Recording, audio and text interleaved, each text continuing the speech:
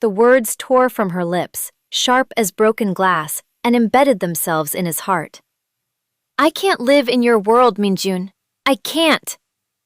Amara's face, usually so full of life and warmth, was a pale, tight mask of resolve. Her eyes, the color of rich, dark coffee that he had come to crave more than the drink itself, were glistening with unshed tears. But she would not let them fall, not in front of him. It was a matter of pride, a final barricade against the man who had laid siege to her life. He stood motionless in her tiny apartment, a place that suddenly felt like a shoebox with him in it. His bespoke suit, which cost more than her rent for a year, seemed garish and out of place among her second-hand furniture and struggling houseplants. He was the anomaly, the monster in her fairy tale. "Amara," he began, his voice a low rumble that was usually enough to make grown men flinch. Now it just sounded broken. "No," she whispered, shaking her head. The movement was small, but it was a final, unshakable verdict. "I can't be with someone who profits from pain. I can't build a life on a foundation of fear." He wanted to argue. He wanted to tell her that his world wasn't just darkness, that he could protect her, that he could build a golden cage so beautiful she would forget the bars were there. But he couldn't, because he looked at her, standing there so fiercely independent and principled, and he knew she was right. His world would not just cage her. It would poison her. It would tarnish the very light that had drawn him to her in the first place. And so, Kwon Min-jun, the man who never backed down, the man whose will was law in the shadows of the city, did the only thing he could. He nodded, a single sharp movement of his head. He let her go. He turned and walked out of her life, the click of the closing door echoing behind him like a gunshot. Months earlier, the world had been a simpler, grayer place. For Kwon Min-jun, it was a kingdom of concrete and steel, of numbers on a screen and whispers in dark rooms. As the head of the Chomun-yong syndicate, his life was a meticulously managed ledger of power, profit, and risk. He had inherited the throne from his father, a man whose shadow still loomed long and cold over the organization. Min-jun wore the crown well. He was decisive, ruthless, and brilliant. He had expanded the family's reach, sanitizing their operations with a veneer of legitimate businesses under the umbrella of Kwon Holdings, a global powerhouse with interests in shipping, tech, and real estate. But beneath the polished mahogany of the boardroom table, the old blood still flowed. He was in New York to oversee a delicate negotiation, a power play that would solidify his dominance on the East Coast. It was business as usual, cold, calculated, and deeply, profoundly lonely. The only deviation from his ironclad schedule was his weekly visit to his mother. His mother, Mrs. Kwon, lived in a quiet, sun-drenched penthouse overlooking Central Park, a world away from the life he led. She was his one vulnerability, the single piece of his heart he kept sheltered from the darkness. She knew what he was, in the vague way a mother allows herself to know such things, and her quiet disapproval was a constant, low-grade ache in his chest.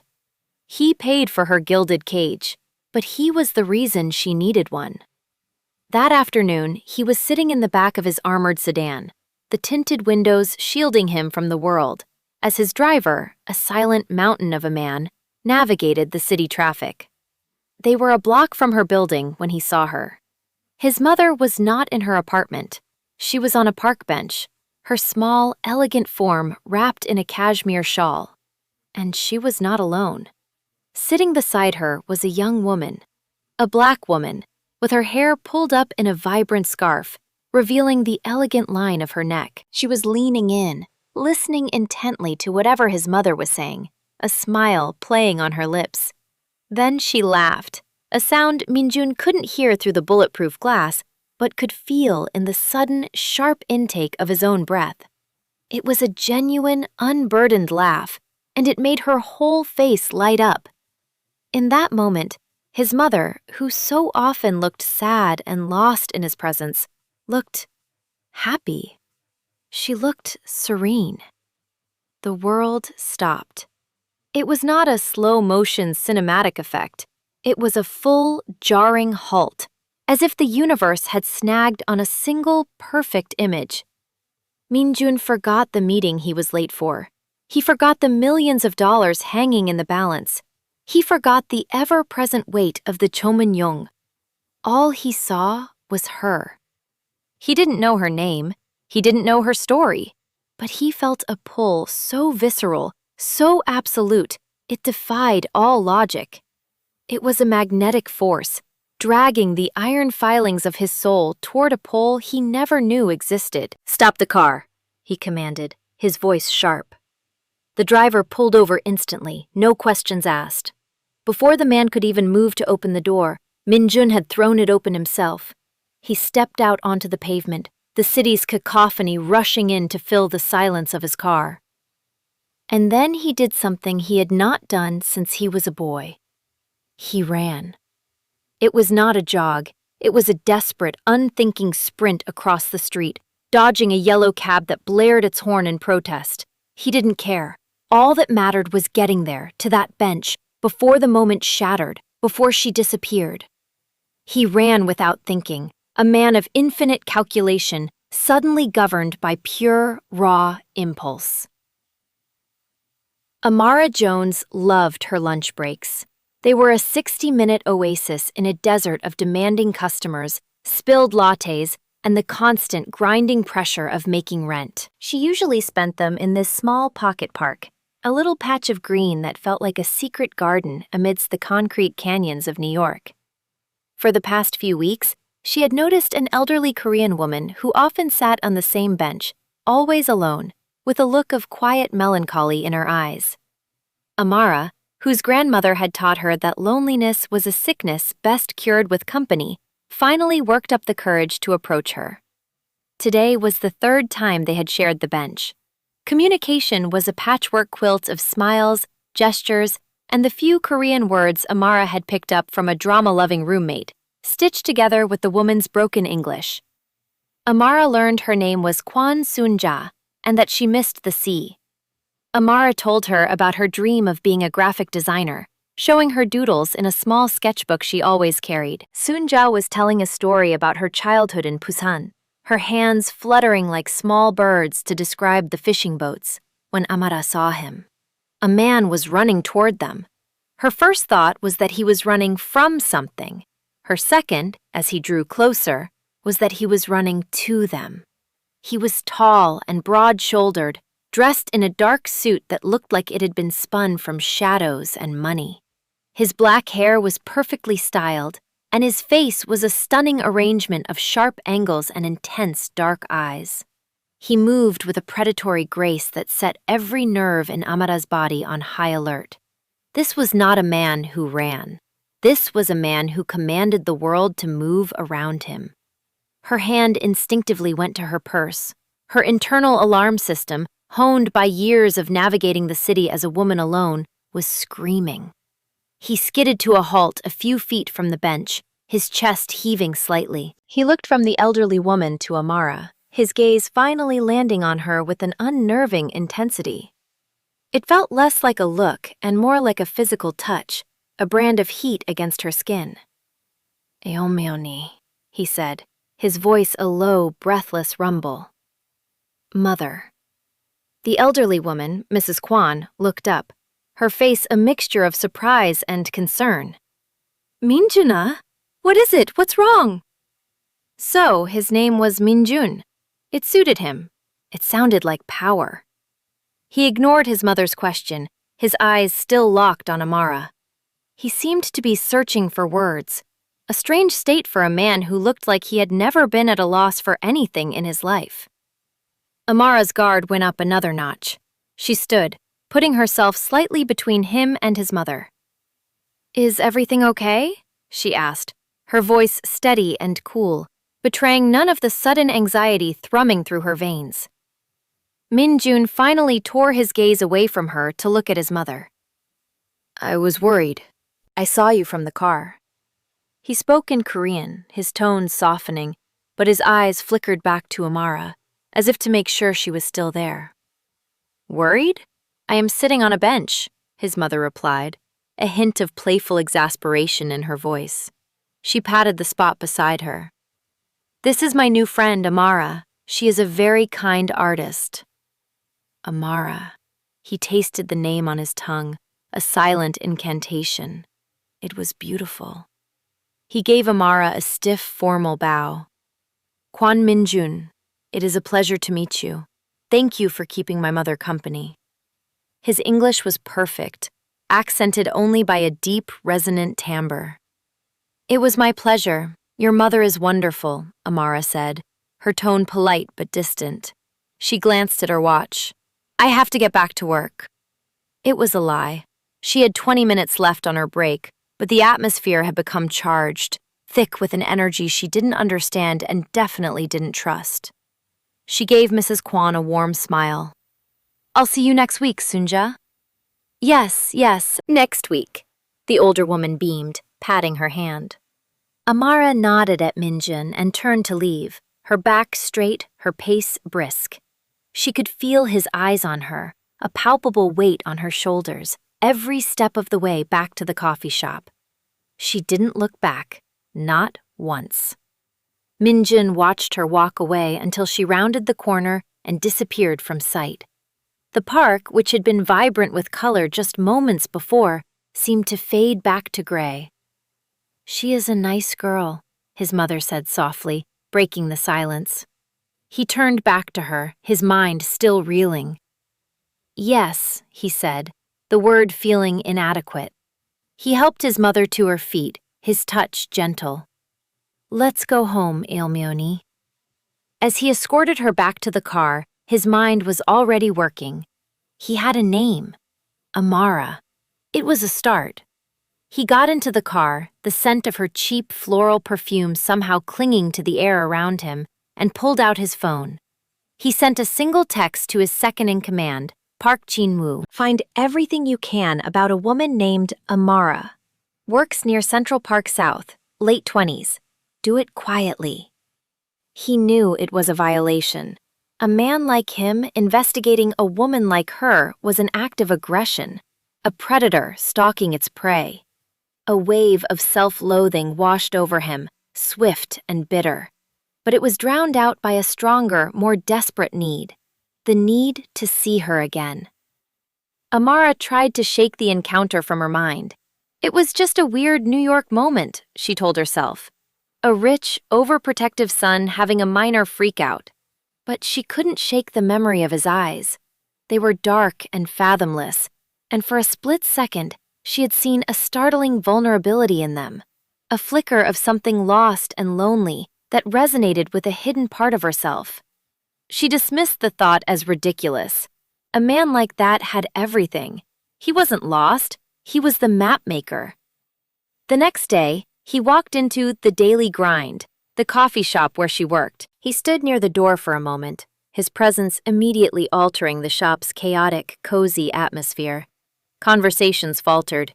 People looked up from their laptops. He was a hawk in a pigeon coop. He wore another perfect suit, this one a charcoal gray, and moved with the same unnerving silence. He spotted her behind the counter, and his intense gaze locked onto her. Amara's heart did a nervous little stutter step. She deliberately turned her attention to the customer in front of her, a frazzled tourist struggling with the menu. When his turn came, he stepped up to the counter. The faint, expensive scent of his cologne, sandalwood and something clean, like rain, cut through the aroma of burnt coffee and steamed milk. "Hello, Amara," he said, his voice low. "Welcome to the Daily Grind." "What can I get for you?" she responded, her tone pure professional frost. A ghost of a smile touched his lips. He appreciated her defiance. "A black coffee." $3.50, she said, her eyes fixed on the cash register. She took his money, their fingers brushing for a fraction of a second. A jolt, like static electricity, shot up her arm. She recoiled as if burned. He took his coffee and moved to a small table in the corner. a table that gave him a clear, unobstructed view of her at the counter. And he just sat there. He didn't read, he didn't look at his phone. He just drank his coffee, slowly, and watched her. It was beyond creepy. It was a declaration. He came back the next day, and the day after that. Same time, same order, same table. By the third day, Amara had had enough. Her shift ended at 4. She untied her stained apron, grabbed her bag, and marched straight to his table. She stood before him, her arms crossed. "Okay, what is this?" Minjun looked up at her. Up close, she was even more captivating. He could see the faint dusting of freckles across her nose and the determined set of her jaw. "This is me, drinking coffee." "This is you, stalking me," she retorted, her voice low but sharp. "It's weird, and it's making me uncomfortable. So whatever game you're playing, you can stop." He considered lying. He could have invented a dozen plausible reasons for being there. But looking into her clear, honest eyes, he found he couldn't.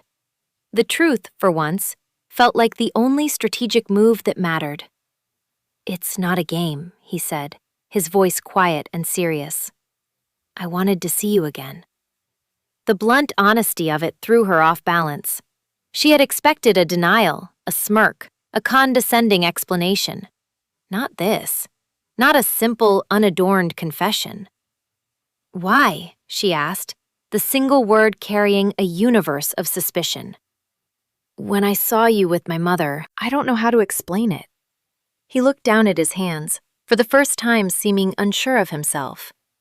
"She looked happier than I have seen her in a very long time. And you looked like a person who knows how to be happy." The words hit her with the force of a physical blow. A person who knows how to be happy. Her, Amara Jones, who spent most of her waking hours exhausted and worried about bills, whose dreams felt like they were perpetually on layaway. It was the most absurd and somehow the most touching thing anyone had ever said to her. Her defensive posture softened slightly. "My life isn't exactly a walk in the park." "I know," he said. A cold chill went down her spine. "How? How do you know?" He met her gaze, his own filled with a flicker of regret. "I had someone look into your background." Amara recoiled. The warmth she had felt moments before vanished, replaced by a cold, sharp anger. "You what? You ran a background check on me? Is that even legal?" "That's it. We're done. Leave me alone." She turned to storm away, but his voice stopped her. "I know it was wrong," he said, and the sincerity in his tone was undeniable. "It was an invasion of your privacy, and I am sorry. In my world, information is a form of protection. It was a reflex, a bad one. But I know you work 2 jobs. I know you're taking night classes for graphic design at the community college. And I know your rent is 2 weeks late." She froze, her back to him. Humiliation and fear warred within her. He had peeled back the layers of her life with casual ease, exposing the raw, struggling reality she fought so hard to manage. "I want to help," he said softly. She spun around, her eyes blazing. "I don't want your help. I don't want your money, and I don't want your creepy rich guy pity. I'm fine on my own." "I know you are," he said, his gaze unwavering. He stood up, towering over her, but somehow not seeming threatening. "Your resilience is one of the first things I noticed about you. I am not offering you pity, Amara. I am offering you an opportunity." "I'm not interested." "Let me rephrase," he said, a hint of the commander returning to his voice. "I have a new subsidiary of my company, a lifestyle brand. It needs a logo, a full branding package. I want to commission you to design it." Amara stared at him, skepticism etched on her face. "You want me? A student who works in a coffee shop? Your billion-dollar company doesn't have a whole department of professionals for that?" "They do," he admitted, "and their work is slick, corporate, and soulless. I saw the doodles in your sketchbook when I was standing behind you in line yesterday. They have more life in them than anything my team has produced in a year. I will pay you $50,000, half up front. $50,000. The number hung in the air between them, shimmering like a heat haze. It was a life-changing amount of money. It was rent for years.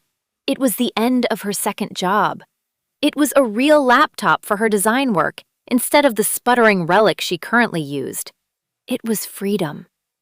It was also, very clearly, a bribe, a way for him to entangle her in his life. "Why are you doing this?" she asked, her voice barely a whisper. "Because I want you in my life," he said, his voice dropping to an intimate murmur. "And you have made it very clear you will not accept a gift. So this is not a gift. This is a business transaction. You are a talented artist. I am a client in need of your services." It was a lie, and they both knew it, but it was a beautifully constructed one. It offered her a way to accept his help without sacrificing her pride. He had seen her, truly seen her, and understood the one thing she valued above all else, her independence. She thought about her overdue rent notice. She thought about the exhaustion that was a constant companion. She thought about her dreams. And then she looked at him, at the intense, unwavering focus in his eyes. This was a dangerous man, a man who got what he wanted. And right now, for some inexplicable reason, he wanted her. Maybe she could handle him. Maybe she could take the money, do the job, and walk away clean. "Send me a contract," she said, her voice firm. "I'll have my friend's cousin who's in law school look it over." A slow, genuine smile spread across Minjun's face. It transformed him, softening the hard edges and revealing a devastating charm that hit her like a punch to the chest. "Of course," he said. "I'll have it sent to you tomorrow." Tomorrow. The word echoed in the space between them, heavy with unspoken promises and perilous possibilities. The contract arrived the next day via a courier who looked like he could bench press a small car. It was, as promised, a straightforward freelance design agreement. The scope of work was clear, the payment terms ridiculously generous. Amara's friend's cousin, Leo, read it over and declared it shockingly legitimate.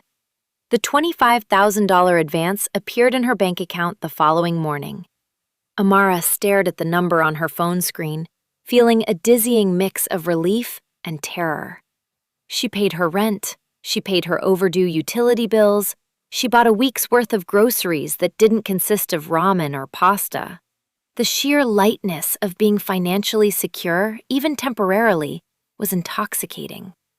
It also made her feel beholden to him. Their relationship shifted.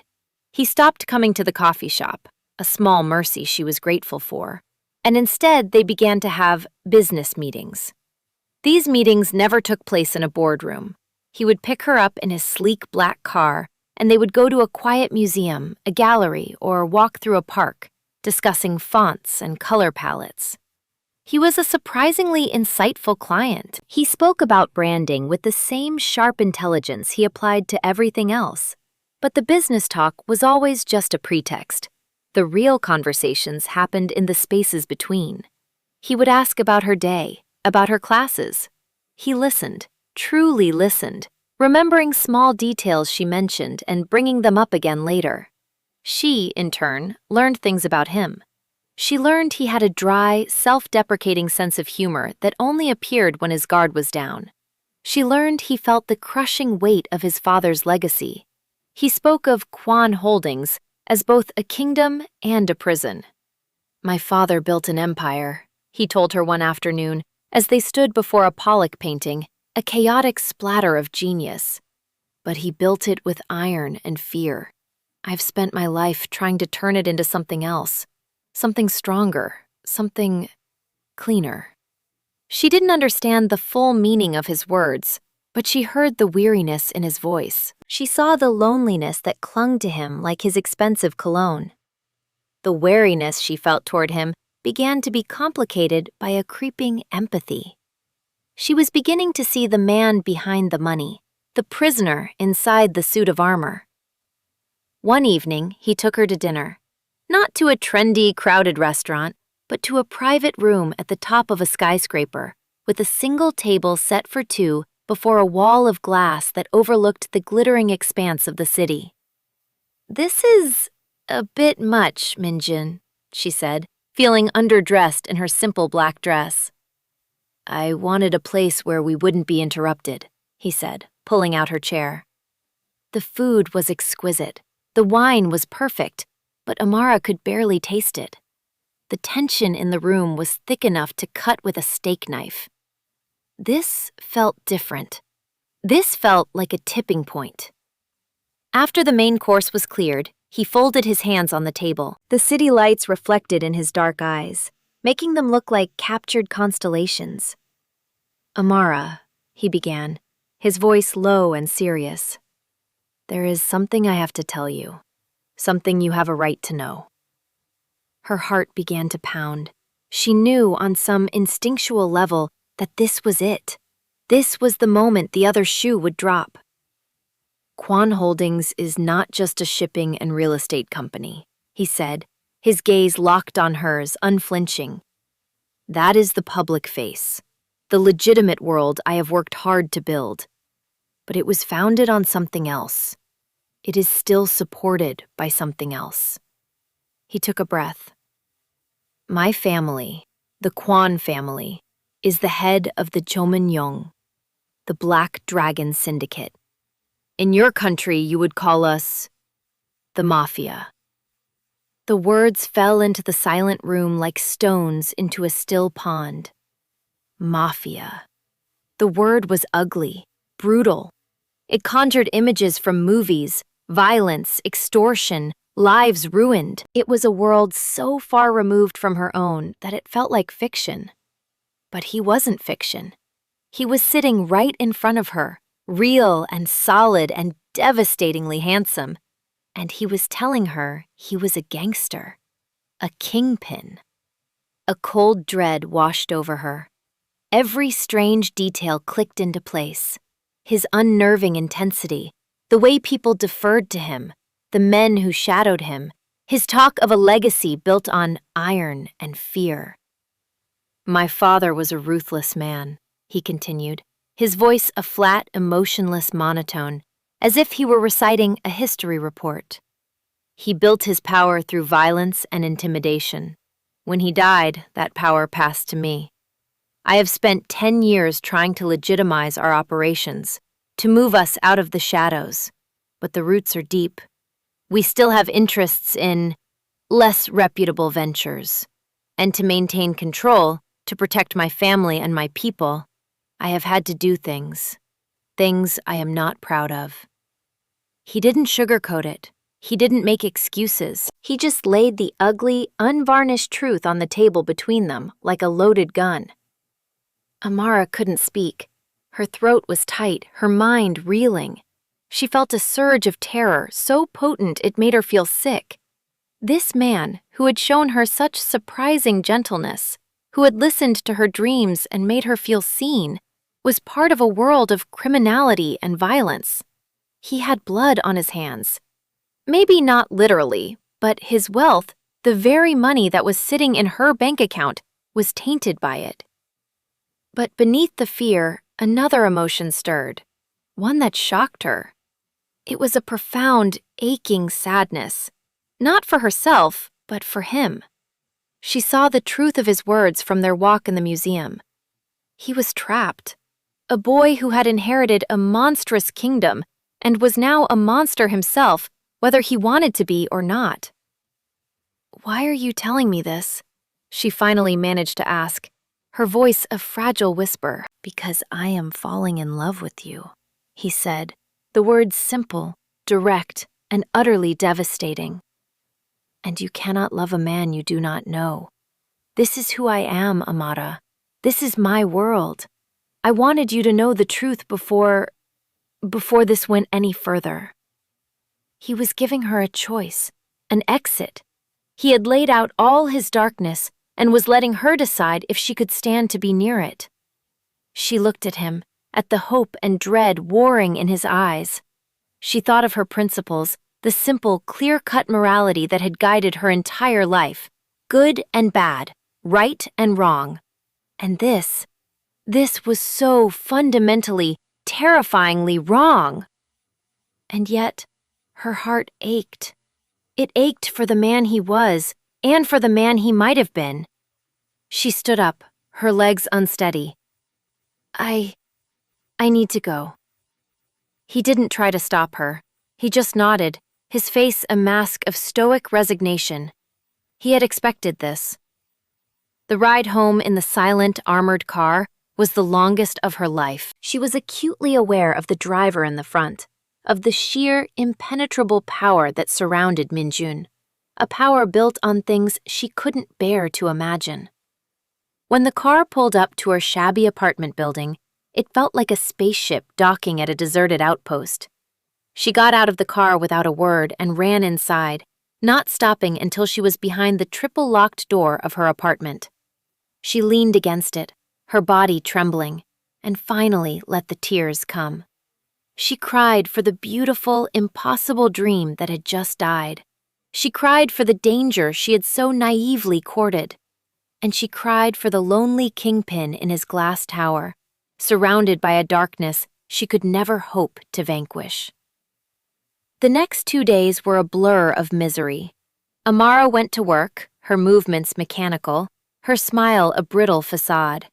Every customer who looked remotely like him made her heart seize. Every black car that passed on the street made her flinch. His confession had rewired her world, overlaying it with a filter of paranoia and fear. Her roommate Maya took one look at her ashen face and knew something was terribly wrong. "What did Mr. Tall, Dark, and Mysterious do?" she asked, plopping down on Amara's bed with a pint of ice cream. Amara told her everything.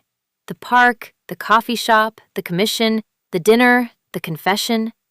Maya listened, her eyes growing wider with each revelation. "A mob boss?" Maya whispered, her spoon hovering midair. "Like a real-life Korean mafia boss? Amara, that is not good. That is the opposite of good." "I know," Amara mumbled into her pillow. "You have to end it, like yesterday. Change your number, change your job, maybe we even move."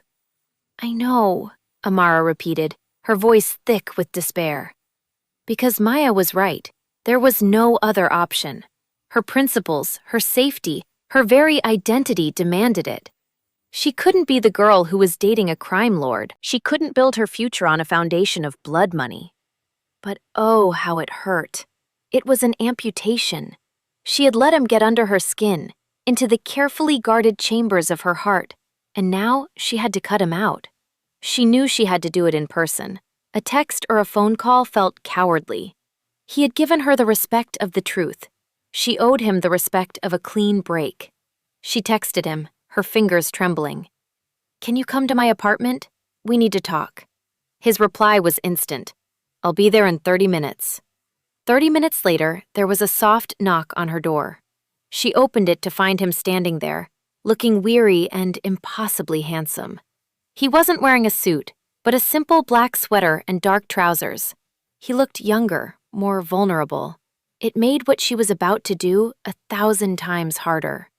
He stepped inside, and the small space seemed to shrink around him. He didn't sit. He just stood in the middle of her living room, waiting for the axe to fall. And that's when she said the words that had been rehearsing themselves in her head for 48 hours. "I can't live in your world, Minjun. I can't." She watched his face as she spoke, saw the flicker of hope in his eyes die, replaced by a deep, profound sorrow that mirrored her own. He had known this was coming, but the reality of it was still a mortal wound. "Amarta," he began, his voice rough. "No," she interrupted, holding up a hand. "Don't make this harder than it already is. I can't be with someone who profits from pain. I can't build a life on a foundation of fear. I like you, Minjun. God, I more than like you. But I like myself more, and I wouldn't be myself if I stayed with you." Each word was a nail in the coffin of their nascent love. She was choosing herself, her soul, over him. He stood silent for a long moment, his jaw tight. He looked around her small, cluttered apartment, at the half-finished canvases leaning against the wall, at the stack of library books on her coffee table. He was memorizing it, memorizing her. Then he gave a single, sharp nod. The finality of it stole her breath. He wasn't going to fight. He wasn't going to argue. He was accepting her verdict, because he loved her enough to know she was right. "I understand," he said, his voice devoid of emotion. It was the voice of the kingpin, the mask snapping back into place to hide the devastation beneath. He turned and walked to the door. He didn't look back. The soft click of the lock sliding into place was the loudest sound she had ever heard. The moment he was gone, her legs gave out. She slid down the door to the floor, wrapped her arms around her knees, and sobbed. For Kwon Min-jun, the world didn't just go gray after he left Amara's apartment. It went black. The vibrant colors she had brought into his life vanished, leaving only the familiar, cold monochrome of his existence. He returned to his penthouse, a sterile glass box in the sky, and the silence was a physical weight. He threw himself into his work with a ferocity that scared even his most hardened men. He became colder, more ruthless. He finalized the New York deal with brutal efficiency, crushing his rivals without a flicker of mercy. He flew to Tokyo, then to London, a phantom of commerce and power, leaving a trail of successful but soulless victories in his wake. Power had never felt so empty. Wealth had never felt so useless. He was surrounded by people, lieutenants, lawyers, assistants, but he had never felt more alone. His loyal second-in-command, Jin-woo, watched him with worried eyes. "Hyungnim," Jin-woo said one night in the back of the car, using the respectful term for an older brother. "You have not been sleeping." "There is much to do," Min-jun replied, his gaze fixed on the blur of city lights outside the window. "Is this about the girl, the designer?" Jin-woo asked cautiously. Min-jun's jaw tightened. "She is not part of the equation anymore." But she was. She was the only part of the equation that mattered. He saw her everywhere. In the face of a woman laughing on the street, in the vibrant colors of a painting in a hotel lobby. He would catch the scent of a floral perfume and his head would whip around, his heart leaping with a foolish, desperate hope, only to crash back to earth when he saw it wasn't her. The worst part was the visits to his mother. "Have you seen your friend Amada?" she would ask, her eyes bright with innocence. "Oh, I miss our talks." She was teaching me funny English slang. "She is busy, Emioni," he would lie, the words like ash in his mouth. Each question was a fresh twist of the knife. His mother's happiness had been the catalyst, the thing that had first drawn him to Amada, and now her questions were a constant reminder of what he had lost. His uncle, Dae-hyun, was the only one who was pleased. Dae-hyun was a relic of the old ways, a man who saw his father's vision as scripture. He had been furious about Min-jun's involvement with Amada. "An outsider, a foreigner, a poor one at that," Dae-hyun had spat during a heated family meeting. "She is a weakness, a liability. You dishonor your father's memory by consorting with such a distraction." Now, with Amada gone, Dae-hyun was smug. "It is good you are focused again," he said, clapping Min-jun on the shoulder. "A king cannot be burdened by sentiment." Min-jun had to physically restrain himself from breaking his uncle's hand. The man's satisfaction was gasoline on the fire of his misery. He looked at his uncle, at the other old guard capos who surrounded him, and for the first time, he didn't see pillars of his organization. He saw the bars of his cage. Amada's life, on the surface, returned to normal. She worked her shifts, she went to her classes, she hung out with Maya. She tried to convince herself she had dodged a bullet. A very handsome, very rich, very dangerous bullet. But the world felt muted. The daily grind she had once tackled with resilient determination now just felt like a grind. The joy was gone. She missed him. She hated herself for it, but she did. She missed the intensity of his gaze, the way he listened as if her words were the most important thing in the world. She missed his dry wit and the rare, breathtaking smile that transformed his face. She even missed the feeling of absolute safety she'd had by his side. A bizarre paradox given the danger he represented. With him, the mundane threats of the city, the catcalls, the late-night walks home, had simply ceased to exist. He was a monster, yes, but he had been her monster. "You're moping," Maya said, snatching a half-eaten bag of chips from Amara's lap. "You did the right thing, the only thing. Now you have to move on." "I'm trying," Amara said, "but it's like he ruined normal for me." She poured her frustration and heartache into the one piece of him she had left, the logo design project. She worked on it obsessively, late into the night. It was the only way she could process her feelings. The branding she created was bold, elegant, and complex. It had a dark, powerful base, but it was interwoven with lines of vibrant, hopeful color, struggling to break free. It was him. It was a portrait of his soul, as she saw it. When it was finished, she knew it was the best work she had ever done.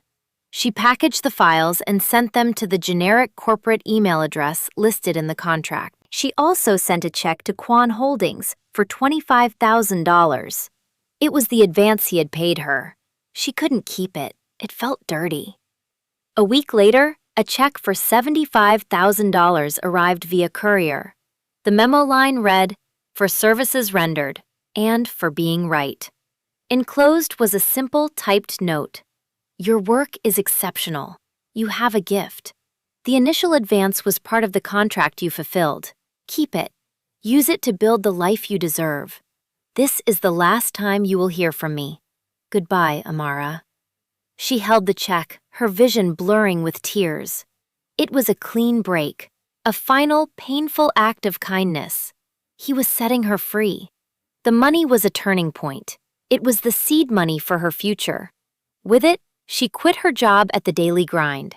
She bought a powerful new computer and professional design software. She built a stunning online portfolio with the Quan subsidiary logo, a project she listed as confidential corporate rebranding as its centerpiece.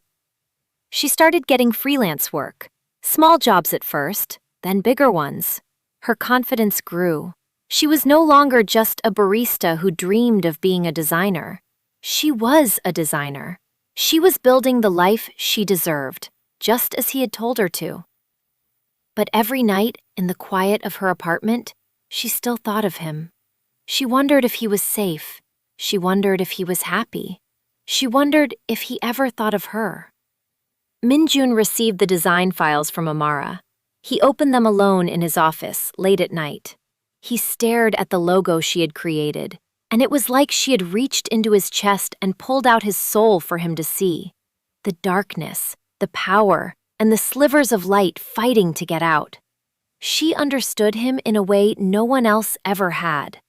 And she had sent back the money. That act of defiance, of pure, incorruptible principle, broke something in him. He looked around his opulent office, at the trappings of his power, and felt nothing but disgust. Daehyun was right. He had been distracted by sentiment, but he had been wrong about what it meant. Amara wasn't a weakness. She was a mirror, and she had shown him the ugliness of his own reflection. Her light hadn't been a distraction. It had been a destination, a home he could never reach. "I can't build a life on a foundation of fear." Her words echoed in his mind, a constant damning refrain. He had let her go because he knew she was right. But letting her go wasn't enough. Not anymore. What was the point of being a king if his kingdom was a wasteland? A decision began to form in his mind. It was a radical, terrifying, and utterly insane idea. It was an earthquake that would bring his entire world crashing down. He called Jinwoo into his office. "I'm going to change everything," Minjun said, his voice quiet, but ringing with a newfound, terrifying resolve. "I'm tearing it down." All of it. Jinwoo stared at him, his face pale. "형님, what do you mean?" "The Jomunnyong, the smuggling, the gambling, the everything. All the shadows. I'm cutting them out. We're going fully legitimate. Kwon Holdings will be clean, no matter the cost." Jinwoo was speechless. This wasn't just a business pivot. It was heresy. It was a declaration of war on their own history, on their own people. "Your uncle, the families, they will never allow it. They will see it as a betrayal. They will kill you." "Let them try," Minjun said, his eyes glinting with the cold fire Jinwoo hadn't seen in months. The lethargy was gone, replaced by a chilling purpose. "My father built this empire with iron and fear. I will use that same iron and fear to dismantle it." The war was swift and brutal. Minjun, with Jinwoo's unwavering loyalty, moved with breathtaking speed. He used his vast intelligence network not to expand his criminal enterprises, but to expose them.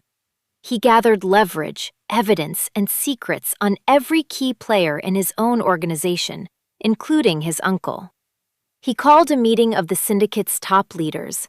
They gathered in a subterranean private club, a place where decades of dark deals had been made. His uncle, Tae-hyun, sat at the head of the table, assuming his position as the elder statesman. Minjun didn't waste time with pleasantries. He laid out his plan. The shock in the room was palpable, quickly turning to outrage. "You are a fool!" Tae-hyun roared, slamming his fist on the table. "You spit on your father's grave! This is our life, our blood!"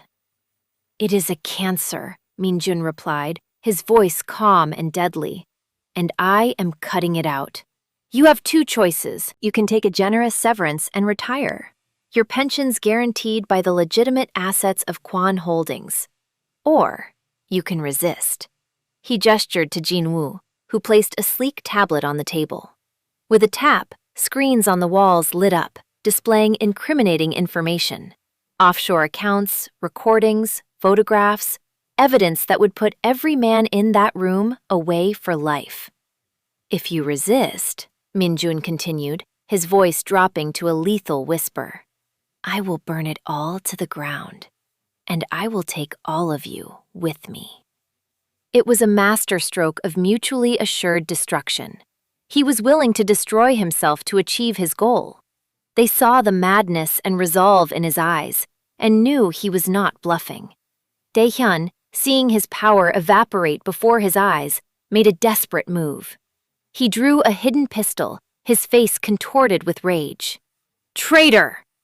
Before he could even raise the weapon, Jinwoo moved like lightning, disarming him with a sickening crack of bone. Two of Minjun's personal guards, loyal only to him, seized the sputtering, furious old man and dragged him from the room. "My uncle has chosen early retirement," Minjun announced to the stunned, silent room. "In a very remote location with no extradition treaty. Does anyone else wish to challenge my decision?" No one did. The process took 6 agonizing months. It was a bloody, costly purge. Minjun sold off criminal assets at a loss, shut down entire divisions, and paid enormous sums to buy the silence and cooperation of his former underlings. He funneled the remaining capital into Kwon Holdings, reinforcing the legitimate businesses. He cut ties with dangerous partners and weathered the storm of their anger. He survived 2 assassination attempts. He used his ruthlessness not to build a criminal empire, but to tear one down.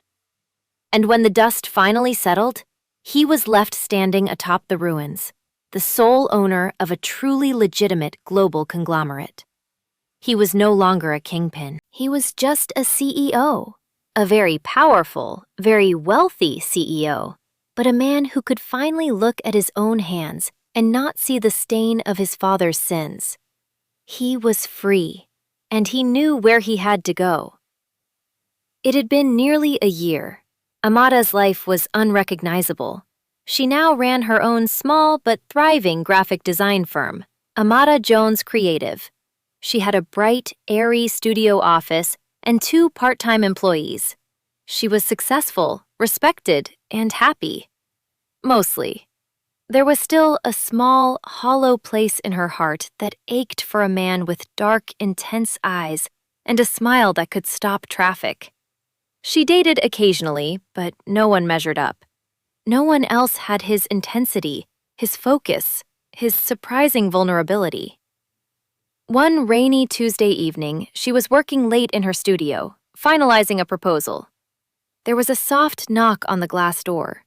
She looked up, annoyed, expecting a lost delivery person. It was him. Her breath caught in her throat. He stood in the rain, without an umbrella, his shoulders dappled with water. He looked different. He was still wearing an expensive coat, but the terrifying, predatory stillness was gone. In its place was a deep, weary hope. The coldness in his eyes had been replaced by something softer, warmer. She fumbled with the lock and opened the door. Minjun? He just looked at her, his gaze drinking her in. He took in her confident posture, the professional setting, the success she had built for herself. A small, proud smile touched his lips. Hello, Amara. She led him inside, her mind a whirlwind of questions and emotions. What are you doing here? How did you find me? You're not a hard person to find when you're successful, he said, his eyes scanning her studio. This is wonderful. You did it. What do you want, Minjun? She asked, her voice trembling slightly. He turned to face her, and the full force of his presence, even this new, softer version of it, was overwhelming. I came to tell you that it's done, he said simply. What's done? The Chomunyong. It's gone. I dismantled it. The criminal enterprises, the shadows, all of it. Kwan Holdings is a completely legitimate company now. There is no more blood money. There is no more foundation of fear. Amara stared at him, unable to process his words. He had done the impossible. He had waged a war against his own world. For what? Why? She whispered. He took a step closer, his eyes pleading with her to understand. Because you were right. I couldn't build a life with you on that foundation. So I built a new one. I didn't come here to ask for your forgiveness. I don't deserve it. I just came to tell you that I changed. And I wanted to ask, if a man can change his world, can he have a second chance to be a part of yours? His voice cracked on the last few words. The raw vulnerability in him was her undoing. This powerful, formidable man had torn down his own kingdom, faced down death and betrayal, all for the hope of being worthy of her. The dam of her resolve, so carefully constructed over the past year, shattered into a million pieces. All the longing, the fear, the love she had suppressed came rushing back in a tidal wave. She didn't answer with words. She closed the distance between them, grabbed the lapels of his damp coat, and pulled his mouth down to hers. The reunion kiss was not gentle. It was desperate, hungry, and full of a year's worth of unspoken pain and yearning. It was the taste of rain and tears and absolution. It was the closing of a door on a dark past and the throwing open of a window to a bright, uncertain future. He wrapped his arms around her, holding her so tightly it felt like he was trying to merge their bodies into one, as if he was afraid she might disappear if he let go. I changed my world for you, Amara, he murmured against her lips, his voice thick with emotion. Because you are my world. And in the safety of his arms, Amara Jones finally, truly, felt like she was home. 1 year later, Amara stood beside Minjun on a balcony overlooking a glittering charity gala. Her firm, Amara Jones Creative, had designed the entire event.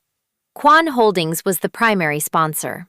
He had his arm wrapped securely. She saw the man she loved, no longer a kingpin burdened by a dark legacy, but a man redeemed, a man who had fought for his own soul and won. More than you know, she said, her voice full of a deep, settled contentment. She hadn't been absorbed into his world. He hadn't lifted her out of hers. Instead, they had met in the middle, building a new world together, one founded not on fear or power, but on respect, courage, and a love that had been strong enough to change everything. He was no longer a monster, and she was no longer just a survivor. They were partners, and their future stretched before them, as bright and limitless as the city lights spread out at their feet. This story is a testament to the idea that love's true power isn't about accepting darkness, but inspiring light. It shows that no one is beyond redemption if they are willing to fundamentally change for the better, and that true strength lies not in the world you inherit, but in the one you have the courage to build. It's a reminder that a person's worth isn't defined by their starting point, but by the journey they take and the choices they make for love. We really hope you enjoyed this educational piece of content and hope that you could understand the moral lessons behind it. Don't forget to like this video, subscribe to our channel for more stories like this, and share it with someone who might appreciate a tale of redemption and love. What did you think of Minjun's decision to dismantle his entire criminal empire? Was it a realistic grand gesture or a step too far? Let us know your thoughts in the comments below. And for our next story, who would you like to see find their own love story? Vote now! Should it be A. Jin Woo, the loyal second-in-command, who falls for a prosecutor trying to take down his old associates? B. Maya, the supportive best friend, who finds an unexpected connection with a rival designer?